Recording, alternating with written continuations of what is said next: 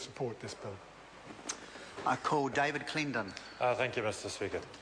The stated purpose of this bill we're debating today, the Bail Amendment Bill, is to improve public safety and to ensure the overall integrity of New Zealand's bail system. The changes will make it harder for those accused of serious offences to get bail, and that's quoted directly from the bill, of course. We're actually not persuaded that the changes that are proposed in this bill will achieve those outcomes. We can't argue with the intention of the bill, clearly. Those are perfectly sound ambitions or aims, but really this legislation will not achieve those ends. It will compromise some of our commitments to our own Bill of Rights Act, to various international conventions to which New Zealand is signatory, and it will not overall achieve the preferred outcomes. And in part we think that's the failure of what's intended in this bill to deal with long-term or to present a long-term solution to problems that undoubtedly do exist is in part arguably due to the fact that it is very reactive. It seeks to amend, to shift, to chop and change a few existing provisions in law. And I think we could have taken a lesson from the Australians. We used to hear a lot from this government about keeping up or catching up with Australia. That language seems to have been a little more subdued of late. But in this instance, we could have usefully looked to the New South Wales Law Commission that a year or so ago produced a very useful report in that context. It recognised that bail legislation, the practice of the courts around issuing bail, had been chopped and changed and much amended over time, and it got to a point where it wasn't satisfactory, wasn't fit for purpose. So the New South Wales government rather, took a clean sheet approach basically and thought, okay, what's the nature of the problem here?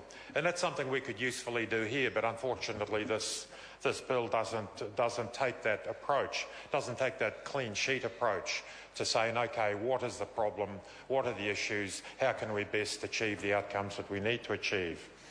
In the Australian example, they set out and came back to some basic principles saying what's the purpose of bail law, how should that purpose be reflected in legislation, and then looked at the workings of bail law in practice and how that might be amended and modified and generally made better. And I think that's what's absent from this legislation, that one step back, take the big picture approach to looking at our bail laws. Simply, the amendments proposed in this, some of them have value clearly and we could support, but others we cannot support because they are substantial challenges to constitutional and legal norms. And as we've heard from Mr Goff, for example, the outcomes will be actually very marginal. It will not make significant difference to the outcomes. We think that an approach of supporting the judiciary to interrogate some of the outcomes of decisions that have been made, to seek to establish, well, were there errors made, errors of judgment? Can we put in place means, tools, processes that will at least reduce, if not eliminate, those errors that have led to some acknowledged tragedies over time? So the Australian review, the New South Wales review, came up with a set of key principles about bail law and suggested that they were the public interest in freedom and securing justice according to the law, the integrity of the criminal justice system overall, the likelihood of harm or threat of harm to people in a relationship or in some other relationship with an offender or with an alleged offender, the protection and welfare of the community having regard to the likelihood that a person may offend or commit serious offences if released and not kept on remand, and the interest of that person and their family and associates. And they seem to be some pretty sound principles on which to establish a comprehensive set of legislation around bail and its practice and whether or not bail should be allowed to individuals in individual cases. So what bail does not and ought not ever be used to do, of course, is to punish offenders. Bail, whether granting or not of bail, ought not to be seen as a deterrent to offending. That's not its function. There are other mechanisms within legislation, within legislative and judicial process to ensure those things.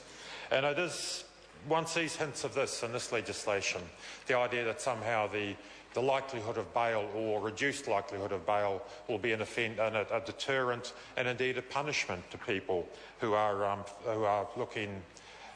before the courts on charges, and indeed quite serious charges. In that context, I think it's worth recalling that the most recent numbers we have, which I think come from about 2006, 2007, tell us that over half of people, something like 56% of people who are remanded on charges and not given bail, are later found not guilty of whatever charges they were facing. That is, more than half of people who are remanded are ultimately found not guilty, despite the fact that they have, by that point, often spent significant time in prison, in custody. And that's no trivial matter. The point was made earlier, particularly with drug charges. It's perfectly common these days to have a year, 18 months on remand before a person actually gets their day in court, before the matter's settled. If people are spending a year, 18 months in detention, in custody, that is a huge cost to their family life, to their professional life, their employment. Inevitably, people lose their income, end up in debt. The consequences of that are significant and ongoing. And we need to think very carefully about the extent to which we're imposing that burden on people, given that more than half of those individuals are found to be not guilty of the charges that they're facing. It is not a trivial matter to deprive somebody of their liberty. It's the ultimate sanction of our legislative process, our judicial process, and to make it more difficult for individuals to get bail based on a response essentially to a very small number of cases, albeit tragic cases, we think is not the way to make good law. So the bill would undoubtedly compromise New Zealand international commitments to a number of conventions around human rights, not least of all the UN Convention on the Rights of Children, which says very clearly that, in this case, 17-year-olds should not be treated as adults. And yet, within this legislation, we see a requirement that 17-year-olds who have previously served a term in prison will be treated effectively as adults. The reverse burden of proof will apply in those instances. And we think that's very unfortunate. It's also a quite explicit admission, that imprisoning young people generally does not work to deal with their offending. We know that prison is actually a cause of crime, and that provision acknowledges that having been in prison means a young person is much more likely to re-offend. Prison is not effective in rehabilitating young people. It does not deter them from crime on the whole. Most often we see that it actually is the first step to a career of crime over some 15 or 20 years. Typically, a young person imprisoned will continue to offend until their mid-30s or beyond. The prison sentence has very little effect on them. So we see that the provisions in this bill around the expectation that 17-year-olds who have served a previous sentence in prison is unreasonable. It's an admission of defeat, effectively, an admission that prisons don't work. We believe this bill and the provisions in it would reduce judicial discretion, and we think that there's always a tension between the rights and the powers of this Parliament and the rights, the independence of the judiciary, the independence of the judiciary to make their own decisions as they see fit. And we think some of the provisions of this bill take a step too far in terms of reducing the discretion of the judiciary. They make, I forget the number now of how many bail decisions are made each year. They do run in the tens of thousands. Often they're quite straightforward around relatively trivial matters, but nevertheless judges do get it right most of the time, and I think we need to acknowledge that. To the extent that this House seeks to limit the discretion of the judiciary, I think that's unfortunate, and we ought not to be going down that way. So the Greens will continue to oppose this bill. I call Mark Mitchell. Thank you, Mr.